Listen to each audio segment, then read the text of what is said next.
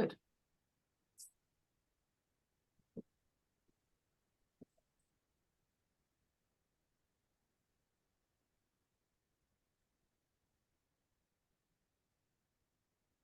Oh, yeah, so great to see you, everybody joining.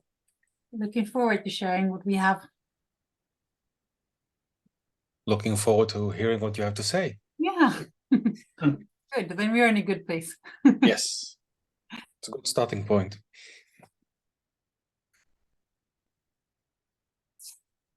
As usual, we'll take academic, 2-3 minutes, something like that.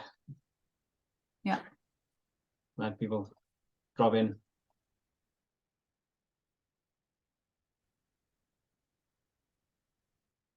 Hi, Roger, welcome. Hi. And hi to Mommy and all the, yeah, good to see you guys.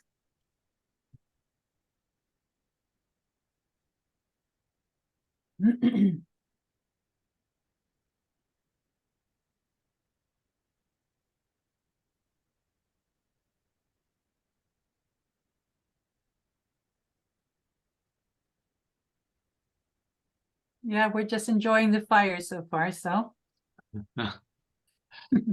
It's sad that we have to have warmth as opposed to getting it from outside now. Yeah. But at least it's a fire without any smoke, and you're not like warm on the front side and then cold on your back, and so it's, yeah. It's all psychological. Mm-hmm. Definitely.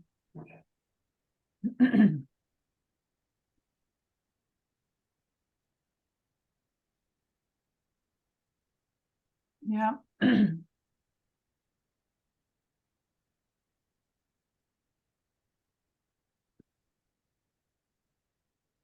Hell yeah, I like your Wolfgang imitation. Yeah, It makes you I'm wonder, doing my right? best. I did forget to buy a Pink Floyd T-shirt. I really should have done that. I thought about it right now when I see my name there, or Wolfgang's name there. That would actually have been pretty funny. I'm sure you'll do fine. Oh, thank you. Yeah.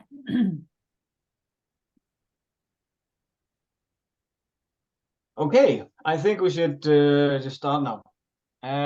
Welcome all, and thank you. It's really nice to see so many people here at our first Campfire session. At the Intersection Conference in Vienna, we announced our ambition to revamp our work of getting good content out there. We took the first step a couple of weeks ago, where we kickstarted the virtual conference, where we focus more on just general good content and good speakers that are coming up with material related to creating good enterprises. And the first out was Henry Mintzberg, who taught us all he told us all he knows about organizational design. But this time we're kicking off with our first Campfire session in this iteration, and here we are focusing more internally on the tools and the ideology that Intersection is actually working with. So in the Campfire session, it's going to be very much focused on edgy and patterns and enterprise design, and how we use those tools and use those patterns in our everyday work. And it was really, really cool that we actually get such a great first session with introduction into how Scania is working with the Milky Way model. And so they're going to give us a little bit of insight into how they actually use the Milky Way model in a real life scenario from a real perspective. So nothing hypothetical or anything like that. Here we're going to see the actual real deal of how they build the intersection model and how they use it for change. But that's why you're here. You're here to listen and hearing from them, and not from me, Wolfgang. Sorry if there's any confusion for any of you there. It's my name is actually Helgi, and I'm working with Wolfgang and the others on an intersection. And because we're using this Zoom, then I was forced to use Wolfgang's username since an account, since I don't have one. So that's pretty much why we have a wrong name there. But I hope I hope that's okay with you guys. But otherwise, Fredrik, Annika, welcome. Thank you so much. I'm looking forward to it. Thank you.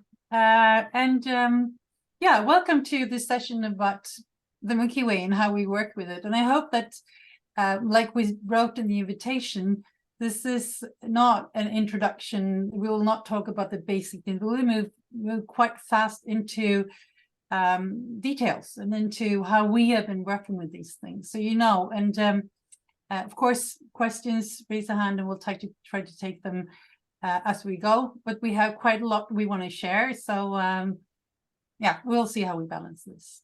But with me today, I have my colleague, Fredrik Flodmark, and we decided to sort of present each other. And I have the privilege of working with him since, is it 4 years, Fredrik?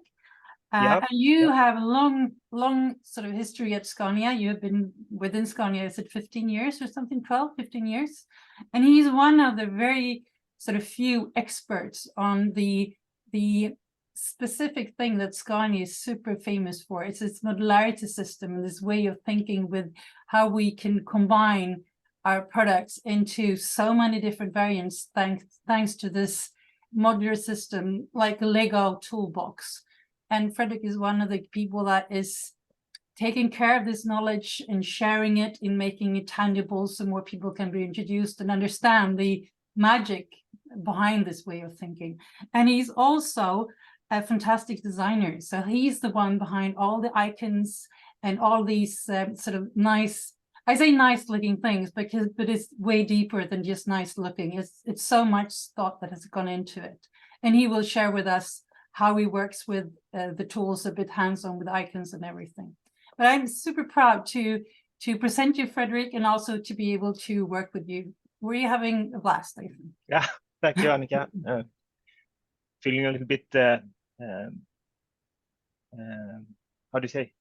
I'm very passionate about working with you, Annika, and it's always a treat when you come in the morning with all your new ideas on kind of napkins and stuff all over the office. And I've been, as Annika said, I've been working with together with our journey with where we've been working with the Milky Way since at Scania, since I attended a course that Annika hosted with on business architecture, and yeah, for some reason now Annika is working at Scania. I'm not sure how that happened. You made a good impression. But I guess Annika has been a part of this intersection or this edgy community for some time. So you know her, and this is my first kind of steps into this community, and we will happily share what we've been doing over the years with the Milky Way. Yeah, great.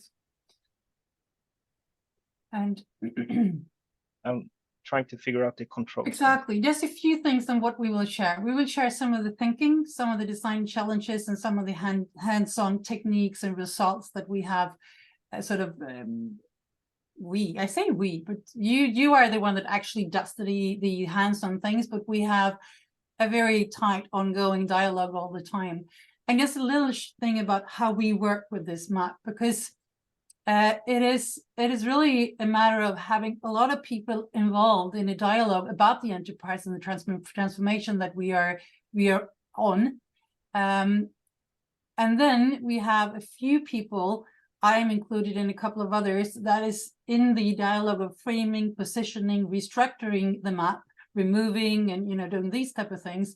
And then we have Fredrik as the actual designer. He's the one that does the moving of the capabilities and adding on and icons and everything. And I think that is maybe a bit different compared to how you would work with EA tools, and so where you would have the idea of many people getting in there and change. A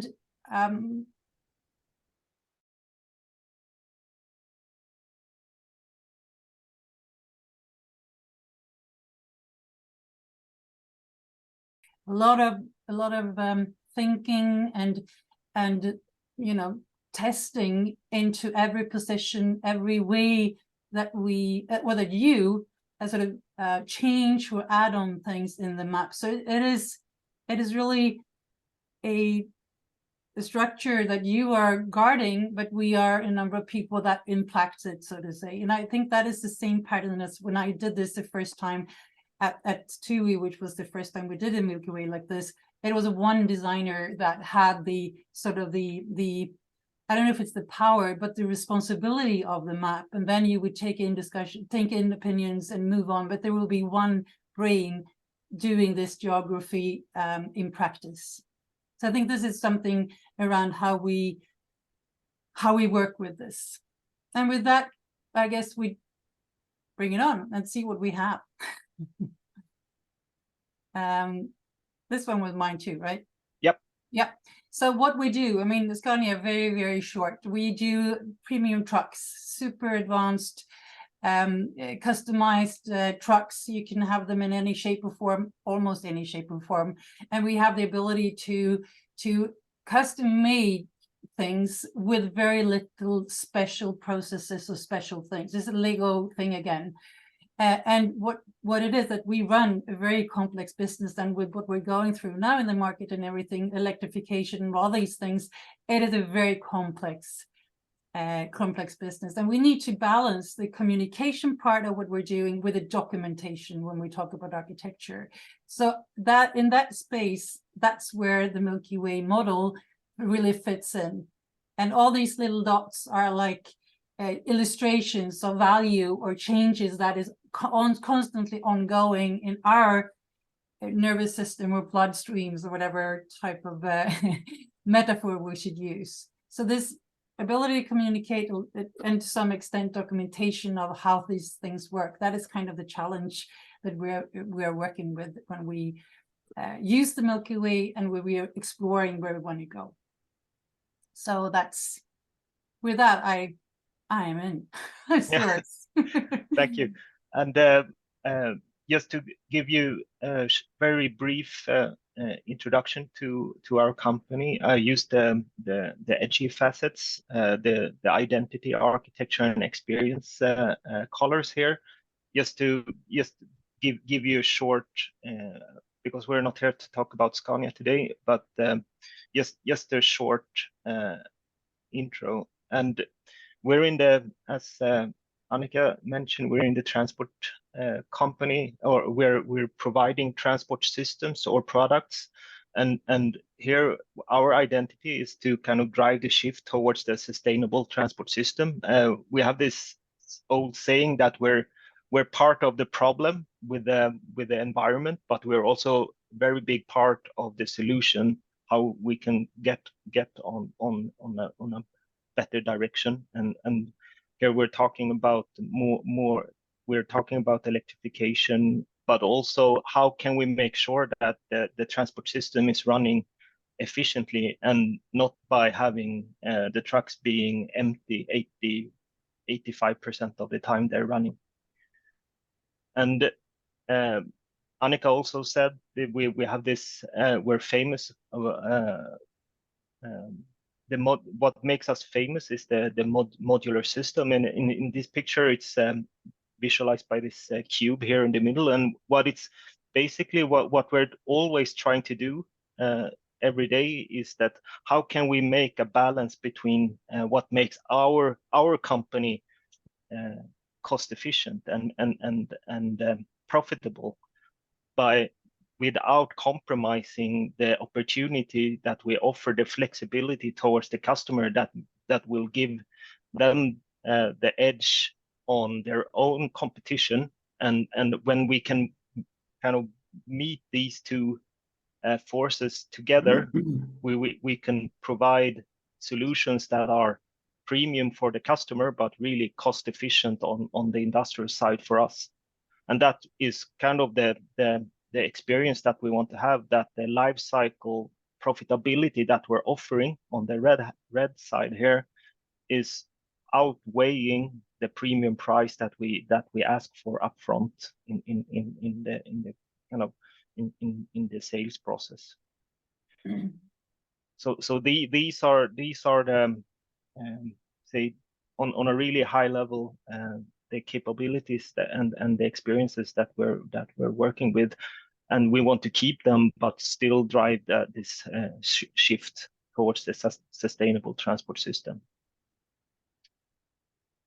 But this is not the only shift we're going through as a company. To have the kind of manpower and the financial power to create this shift, we need to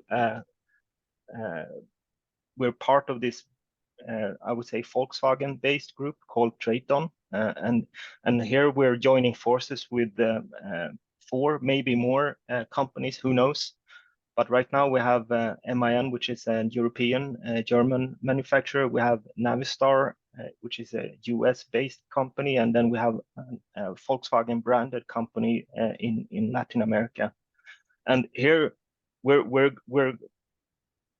heading towards this kind of uncertain future. We don't know what the future looks like in the transport system in tomorrow. And we're also on when we're on this journey, we need to figure out how can we work together to kind of build this strong group that have the means to really drive this shift and have investments in technology that we don't know are going to be part of our offering tomorrow. And here is, I would say, this is the first glimpse of our Milky Way model, because one part of the start of this journey has been to kind of share our knowledge, what really defines us as a company, and how can we build on that to really figure out how can we create this common way of working. And this has actually been implemented into a course that we have based on the Milky Way patterns and the model, and the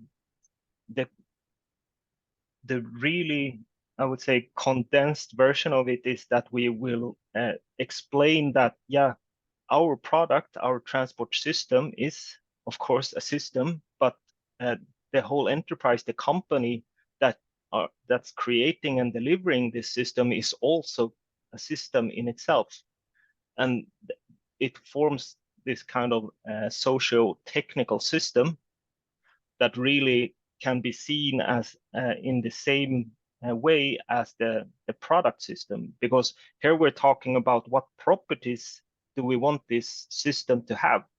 In the truck, we're talking about uptime or repair and maintenance cost or the energy economy and so on. But on the other hand, the socio-technical system can be related to as properties that we target. And here we've been talking about, yeah, what really defines our way of working is the kind of our ability to very cross-functional balance between these factors that give ourselves this edge that I was talking about with the edgy facets, and this has to be merged together with our own end-to-end capability to deliver when the customer approaches us, and we really need to transform our endless possibilities in our modular system towards what is the actual specification that we will be offering this particular customer in that sales situation. And when we're working with developing ourselves and striving for new opportunities, we need to kind of really know what is defining ourselves, and because when we start changing this socio-technical system, we really need to figure out, yeah, what is making Scania or Traton into what it is, because otherwise, without this insight, we will face the risk of kind of breaking it or sub-optimize it. So here we're provided this these fundamentals of Scania way of working, we call it. And this is, if you look really close, we have for each part of the life cycle is based on our Milky Way model. Sorry, I didn't have time to kind of translate this into proper language. We have it in Swedish, but this is something that we provide as a foundation to really know this is the capabilities that and how we run the business. And these are kind of short videos with some questionnaires and stuff like that. So we're basically presenting the way Scania works and operates with the help of this structure that we get from the Milky Way, which is super powerful when we then move into the next areas where we want to use this model, and we refer to the same geography and the same main structures. Yeah.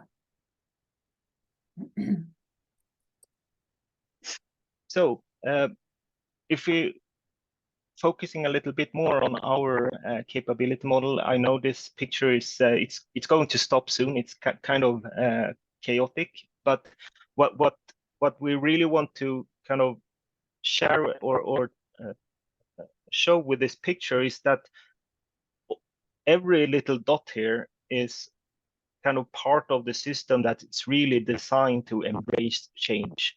Because if we want to be, I would say, a premium competitor on our market, we really need to be in the front. And we've been working with a, say, Toyota way, inspired lean production or continuous improvement philosophy at Scania for, since the 90s. And really, the ability to change is what is core for our business. So we have this heartbeat we're talking about. So our ability to change is 48 heartbeats per year. So we're not working with the yearly models. It's what is the best and most suitable offering this week, basically. And this runs for the entire end-to-end, from sales and marketing, logistics, production, and into the service market. And I said this is based on this socio-technical system, and it's really on the social level that this system runs on this social interaction between different say stakeholders or actors in the value stream. And what we want to show with this picture is that we have taken kind of this this thinking model and make it a part of the model. And I have this example here where we have a cross-functional capability that we have in development called evaluate or compare solutions. And we want to work with different alternatives and iterate all the alternatives continuously. And we have this saying that the concept with the most iterations win. And it's not that we do design iterations, we want to do them as cross-functional as possible, because all the different stakeholders need to have their say in order to kind of provide the best end-to-end concept that fits for suppliers or production assembly or in the service workshop. I just wanted to kind of give a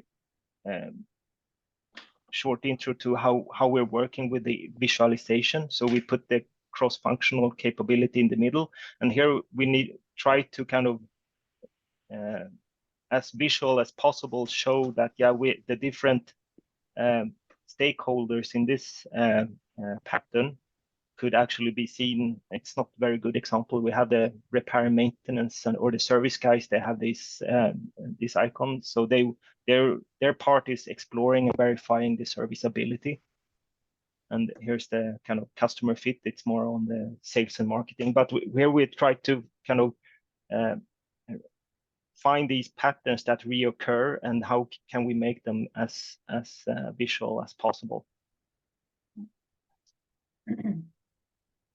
And you will come back to that a bit Yep. more about the visuals. I will try to come back to that. Yeah. And what we also have is we have the model in different, say, levels of details. So this one to the right here is the base map, we call it. This is where we have on our depends on how you see it. It's more than 120 capabilities or something modeled in the base map, but it's still on a very high level when it comes to how we run the system. And this one here is the one with the least the fewest details, but these are not just kind of random picked capabilities to the left, and what we're working with a lot is kind of the thing that you should see the Milky Way as a map, and you need to kind of figure out, yeah, what are the streets or the tracks or the kind of the patterns for our socio-technical system to work. So what we say is, if you remove all the capabilities from the model, you should still see pretty much how the company works, because the interaction or the light blue arrows, they're as equally important to the model as the capabilities are themselves. And just going to give you some examples. So here is the kind of continuous exploration or the continuous learning part of the model. So all the light blue arrows should be kind of compressed into this funnel that will kick off our iterative development, and we put the most important cross-functional capabilities in the middle of these iterations. So we have the continuous kind of impact analysis, verification, and the overall direction of development are situated here in the model. And then we have the big machinery where we do the development cross-functionally and safeguard the modularization of our designs. And then when we feel we're comfortable with the designs, we need to make sure that these are released in a proper way. And this is also where we prepare all the kind of operational capabilities to be fed with this new version of our modular system 48 times per year. So this right-hand side needs to be a really straight line to be fast as possible to deliver value to our customers. And hopefully you can see these kind of patterns in the light blue arrows, because otherwise you tend to kind of get lost in the details. So this is one, as Annika mentioned, this is really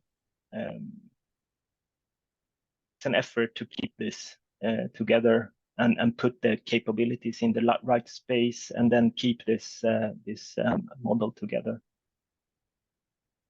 But also, I think this is with the patterns and how we can see just by looking at the flows. There are like 3 or 4, depending on how you see it, very different sort of ways of working within our Milky Way, depending on where you are. And I think that will be the next slide, right?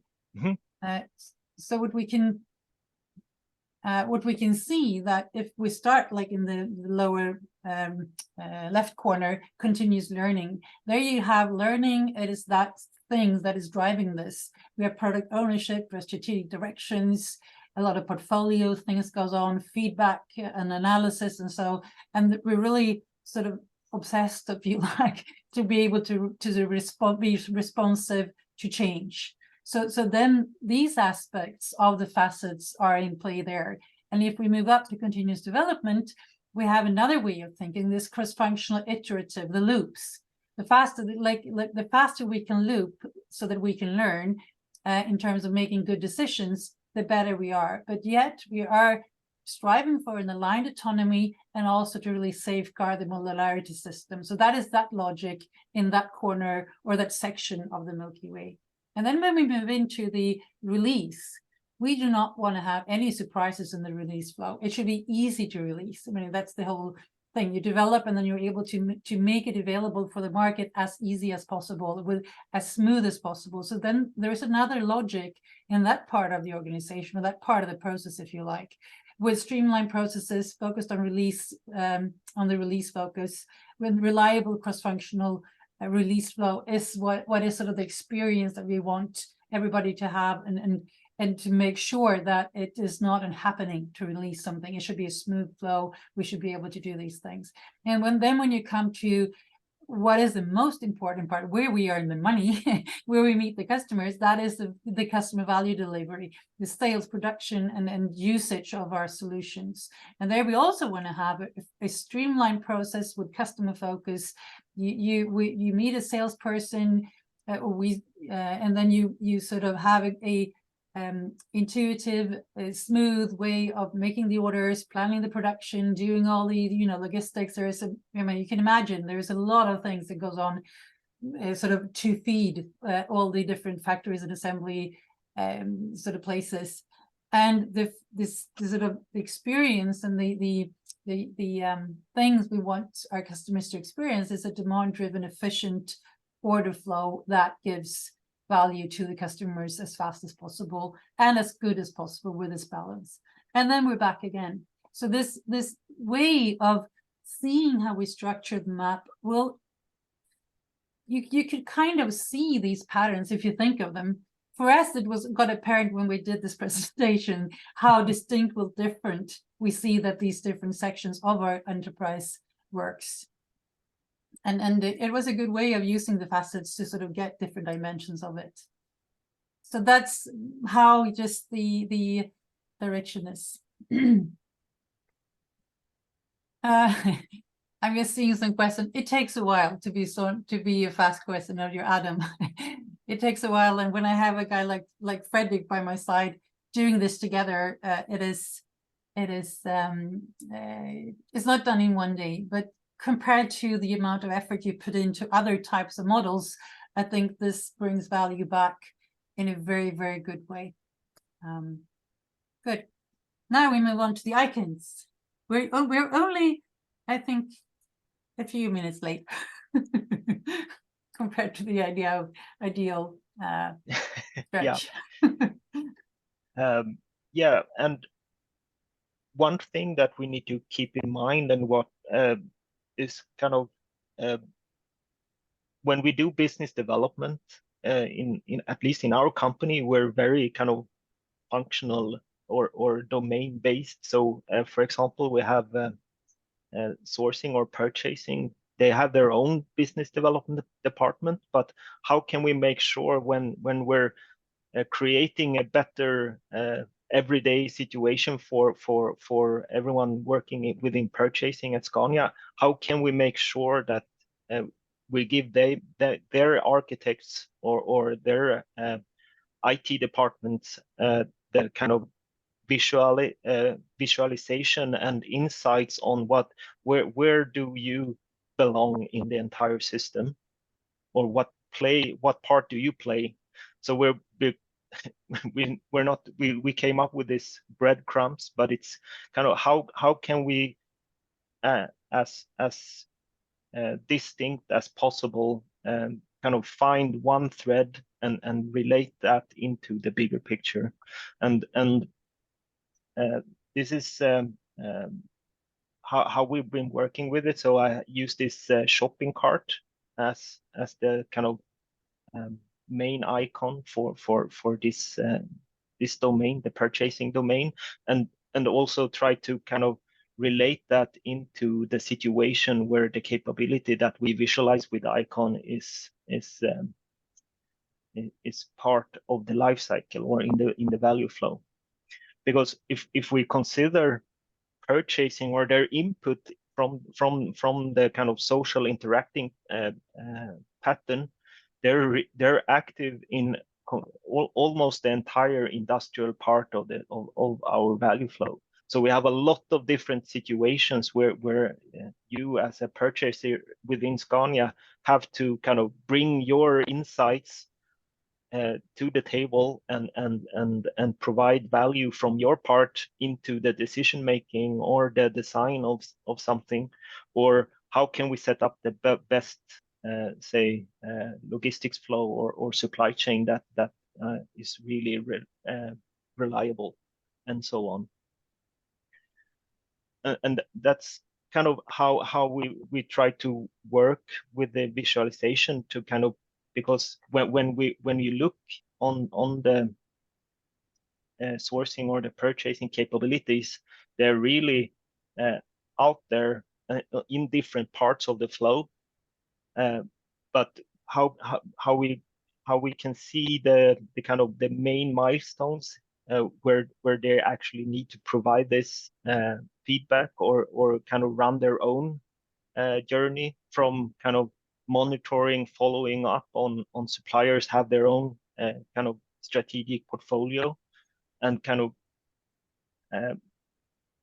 blend in or mix into the overall design to supply chain production value flow on scanning potential suppliers, do the actual source to contract, and then in the operational flow provide contracts where the different production units will do call-offs on these contracts to get the material home to their factory.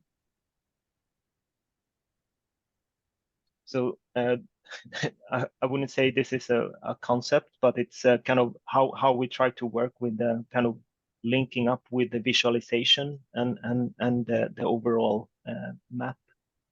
And we want everyone to feel that they can see their own business, even though it's kind of not scattered, but it's spread over the course of the life cycle. So this we try to implement it for all the cross domains or the cross functions as far as possible.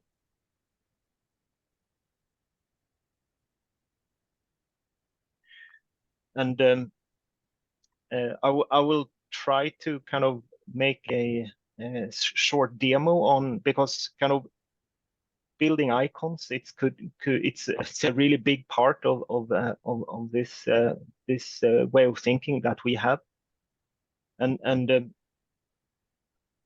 I try to share my another. Hopefully, you can see my Visio now. Annika, can you see we my? see it. Yeah, See it. perfect. So I hate to say it, but I'm using really basic techniques, and I'm not. I'm So a mechanic. usually the best ones.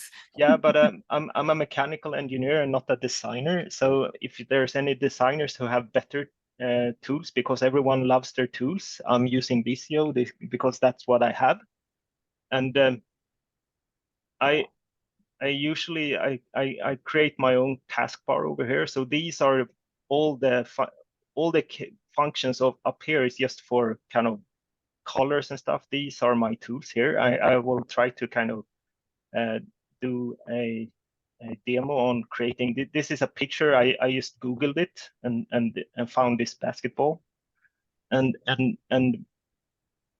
here's some examples. So here are my icons, and I've created these with the same basic techniques. So this how I create an icon based on a picture is kind of basically I try to create basic shapes that in the end will give me these visual elements. And I'm not sure what they're called in English. They're called offset, it's called trim, and it's called join. So what I will do is create kind of the basic shapes that you have in the tool, and then I will kind of remove the picture, and then in the end, if I create this and use this one, this will actually where there's a two lines crossing, it will create so I can start kind of removing all the lines I don't want, like this. So in the end, I will end up with these shapes, and then I will just join them again, like this. So now I have this, whoops, so I can do whatever I want with it. So this is what I do when I basically do a if I want to do a purchasing icon, I can just do some Googling and then find something that I like, and then I try to kind of create these shapes. Because when I have this basic shape, I can do something like this. If I find this icon and I really like it, to kind of put the basketball into the basket, then but I want to kind of, how can I make sure that I end up with something that I have kind of the power to do whatever I want with. So here's the third one of my magic tool. So I use these three here. So here I'm doing this. I think it's called offset. So I will do like 2 millimeters. So then you will see that, yeah, I took the rim of the basket, and then I will basically do the same thing here with the rim, to kind of remove all the parts that are behind or in the rim, so to say, and then end up with this these shapes instead. And if I want, I can still change the colors and stuff like that. And also when right now I have kind of built all the icons or the shapes I need to kind of describe. So we can kind of fool around with the details. So if we're working with this type of icon, it's the same. I can show you here. It's a kind of, I'm not sure if it's 2 millimeters, maybe it's 1.5. So I made this arrow, and I just embedded it into this portfolio for like value portfolio, because this symbolizes our continuous value delivery. There are actually people at Scania says that you have your own hieroglyphs, you know, the Egyptian language. But here it's like, yeah, but we also need to work with the different parts. So here it said, yes, we're working with the value delivery, but it's not the focus of this capability. It's like, yeah, we're focusing on the different parts of kind of financial services or stuff like that. So we can work with like, what is the shape with the fill color, and which one has only have the line color. For example, here we're working with the flow, not the actual warehouses or the. So there could be different techniques to make sure that, yeah, the icon is kind of bringing the kind of communicating what you want. And also by using pictures like this, you could shift focus. You can look at I don't know if you have one of the ideas, is that later in this presentation where you have the purchasing order thing? It's basically that you can talk about the capability in a richer way when it's a picture compared to when it's just says purchasing or order fulfillment or something. There are more things to work with to sort of get the imagination, and also the aspects of who is doing this, who is receiving it, who is asking for it, who is generating things before this happens. So it's a way, it's a richer way of getting this knowledge and this sort of awareness of what's hiding behind this, the name and the icon. using your icons compared to just using boxes. Yeah, I'm not sure. Maybe we should go on to the Yeah, I just wanted to. So it's kind of. I really take some shortcuts. Sometimes I used this one is actually the same as that one. So and then I just do the same thing again, and then the result is that you will end up with this. Combine it with because I will use this hand over and over again. So it's kind of basic and recurring or reusing stuff that I have. Yeah. Was it this one you were thinking? Yeah, I was about, thinking Annika? of that one because then that opens up more, angles to things. At least we think that it's a richer way of describing what the system is, a more inviting way to the sort of receivers of this information, also to people that are working with this.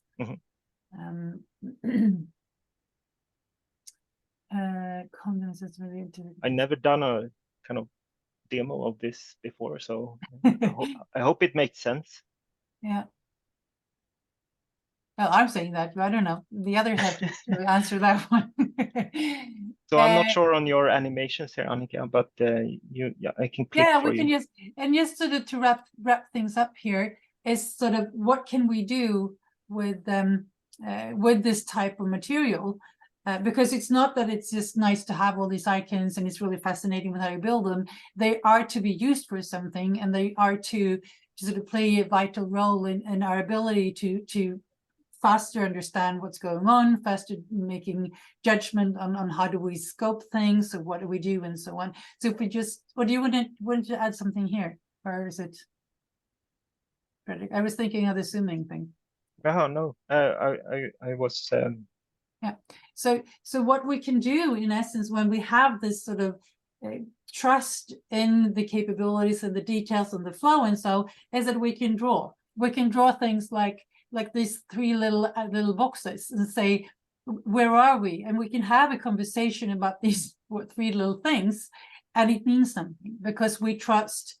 We know that we know the boundaries and we know what's in and what's out and so on. And then on the other hand, we work with the Milky Way, the more detailed one, when we are scoping and looking at flows and so on. So you can go from the detailed Milky Way into the aggregated one if you just take one more click and just sort of zoom up. When we started merging and working with the other brands, this map was the one that we used, and then we identified 19 capability areas over which we then worked with finding common ground. And what do we mean when we say purchasing? What does this mean to you? What does that mean for you? And because there are different ways of shaping, sort of slicing a company. So this aggregated one was really valuable in those type of discussions. And then if you take the next one, we have identified what we call main enterprise concepts. So this is sort of a way of describing. It is in essence the same thing as a detailed Milky Way, but we have sort of made it into icons. And so we say that the first section here is continuous development, and then we continuous introduction, and then we have a consuming landscape, and then we have the feedback loop with the learning. So basically the four different types of structures that we described a couple of sections before, but this is how we convey it when we are introducing what is it that we would like to make happen, and how do we sort of make people understand what is the big flow. I mean, what is the end-to-end? How many of those discussions have you had? This is our end-to-end. This is from a customer situation to the next customer situation with something that is improved.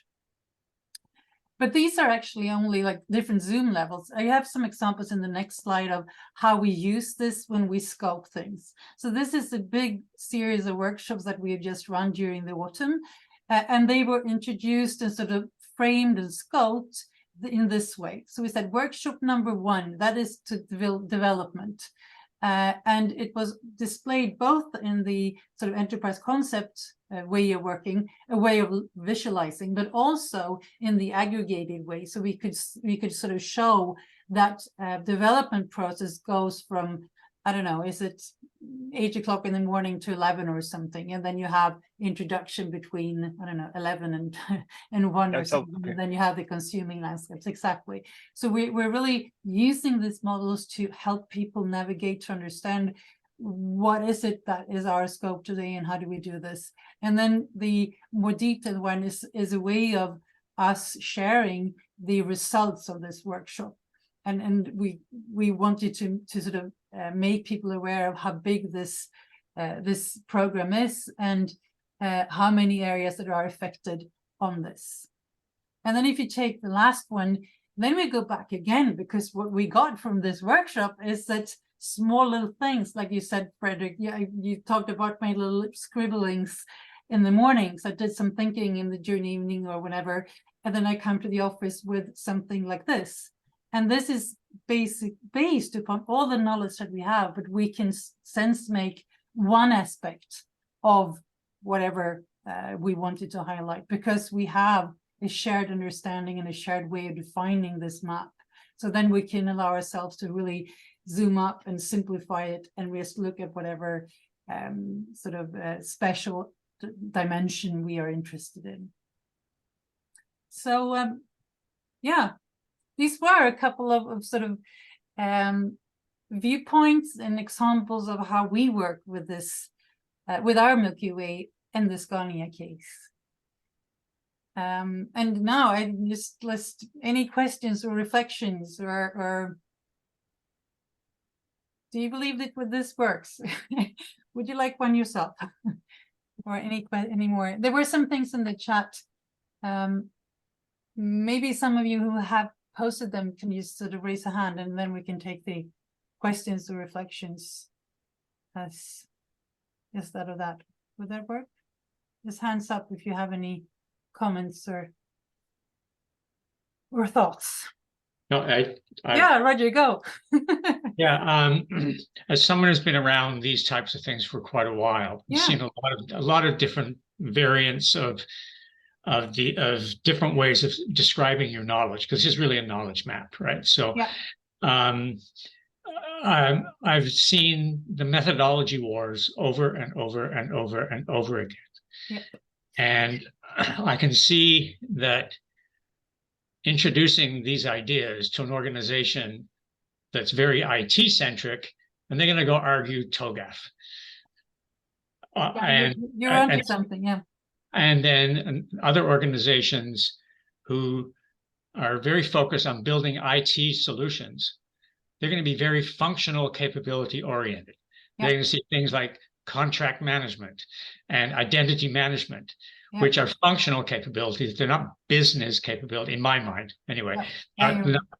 And what I like about what I see is, being a person who's steeped as an industrial engineer in process, is your capabilities are actually, from what I can see, they're actually process-centric capabilities, because it's about the work we have to do to produce a result and how they're connected together. Yes. And in the chat, you also described what you saw as a capability, because I asked that question. And I agree. It's a combination of multiple things together that have to work together in order to be able to produce a result of value for someone who cares. Yeah. So I like very much the perspective you're taking. Now, for me, in our practice, I would call all of those things, that whole thing, a process architecture. Yeah, I know. I'm not going to go in there. So I'm only bringing up the challenge I think we have of semantics and talking to other people who come from different backgrounds, and everybody fights to the death over their way of doing it. Yeah. Have you experienced any of this? About, oh yes. How have you tackled those types of problems? What do you say, Fredrik? Me personally, I think the architects are the ones that are the hardest to convince, because they have all this, I don't know what you call it, luggage or knowledge. Sometimes it feels like luggage rather than the knowledge. And they ask those questions. And I think it is a matter of proving yourself and being trusted. Because I believe now, Fredrik, we are trusted with this way of doing it, and we're not getting questioned as we did 3 years ago or 4 years ago. So it's really a matter of proving that this is a valid way of conveying this knowledge and using it. It's not Right. just a theory, a method applied, it's really bringing value. And we're trying to be as pragmatic as possible. Do you want to add something, Fredrik, before we... No, I'm just chiming in on what you're saying, and I think one of the things that we really need to unlock is to kind of have everyone kind of connect their view on this in their preferred tooling or their preferred methodology, because right now, as you're saying, Roger, we're on this process architecture thingy, and that is on when we're working in deliveries in our own value flow, we're kind of labeled enablement or process and IT. We need to kind of, okay, how do we connect our own delivery or supply chain to this model, because we created it in the way that our internal customers, so to say, will be able to identify themselves, and we can have a discussion on what is working and what is not working, and then how can we transfer that knowledge into something that our own, say, closer colleagues can work with in our flow, so to say. And that this is something we're working on to kind of connect better. Yeah, and I like very much what you've done from the point of view that, and I fight all the time. People think that business architecture is something you do so you can feed features to an agile system development backlog, and that's the only reason why you're doing it. Yeah, don't get me started. But no, but I think what we're trying to do is be very pragmatic. Yeah. So we take the next question. Charles, exactly.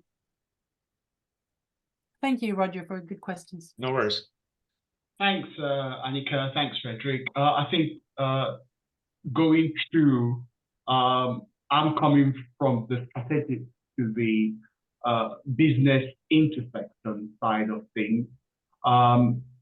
I'm from the school of thought of pragmatism, whatever works for your industry or for your organization is the best tool. I mean, we all come back from, as you said, I would prefer baggage. I have a big 4 baggage that I carry about. But what I've found over the years with CRM, ERM, whatever M you think about, or systems that I'm looking about, the real key thing is what value do I give to the customer? How do I get the customer focus and drive that across the organization? We're in the automotive industry, so change is imminent at every single time. Your customers are looking for new things.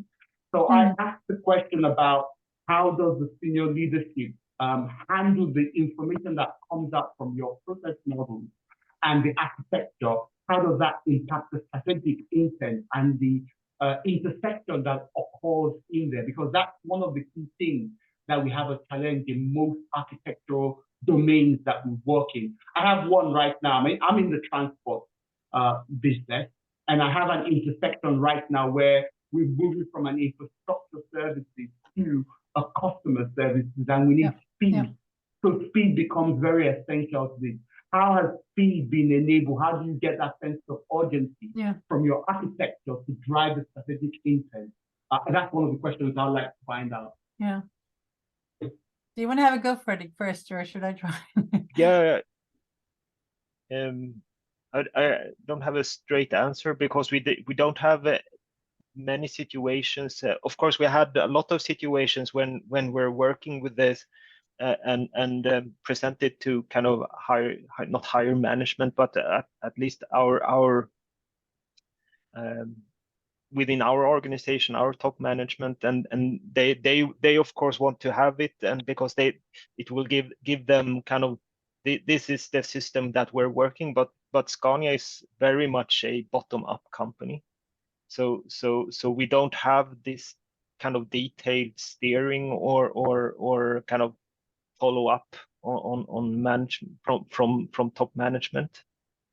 So we haven't faced so many situations where we had these experiences, to be honest.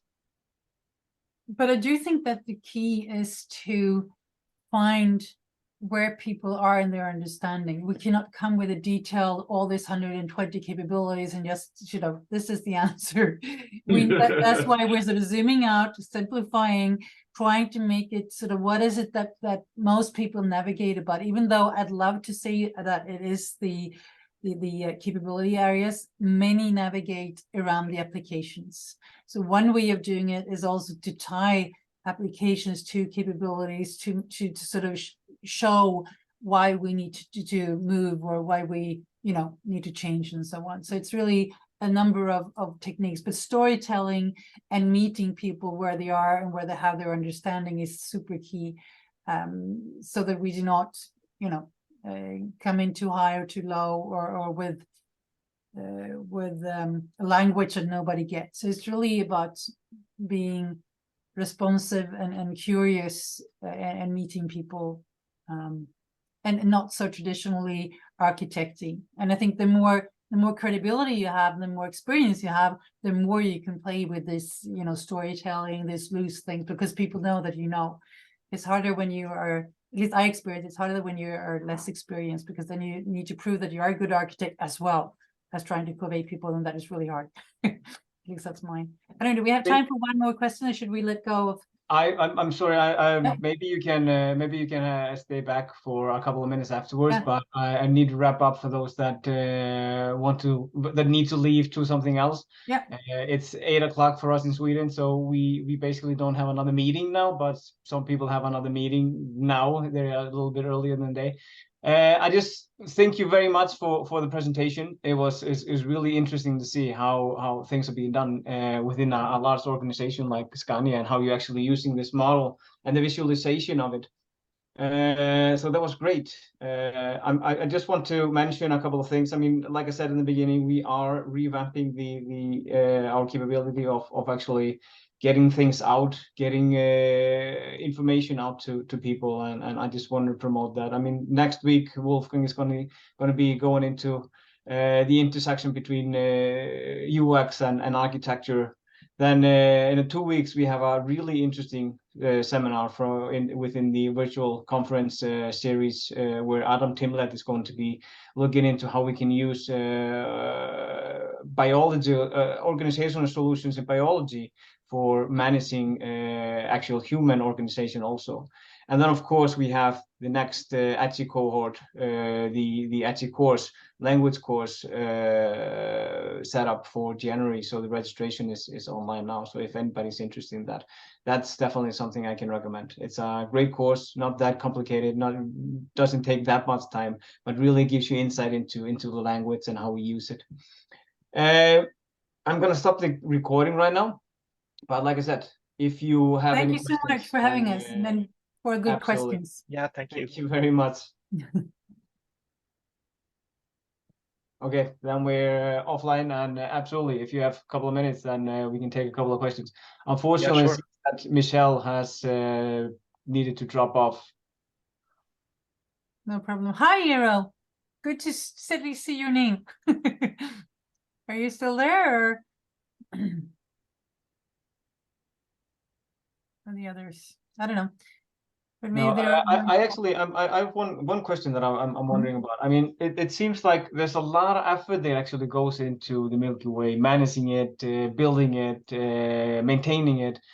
What kind of, I mean, can you have a Milky Way without this organization, with this commitment from both top level management that is ready to invest in this group, and the people that actually are able to put the time into managing this? I mean, is it possible to do in a smaller scale, or how is it? Do you want to have a go, Fredrik, and then I can fill in? Yeah, I'm not sure. I get the question. Are you thinking about kind of the time and the effort to kind of do the analysis and kind of push it through this type of thinking, or?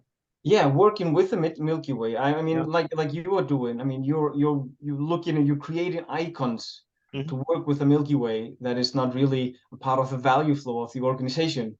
and you have other people that are really working with the Milky Way to educate and create the videos and stuff like that. I mean, how did you start? I'm pretty sure you didn't have that scale in the beginning. Yeah. And how do you get up there? Yeah, I have a background in product data management, which is kind of, we have our own, and I wouldn't say unique, but we have our own way of taking care of product data, because we want to make it as fast as possible to change it.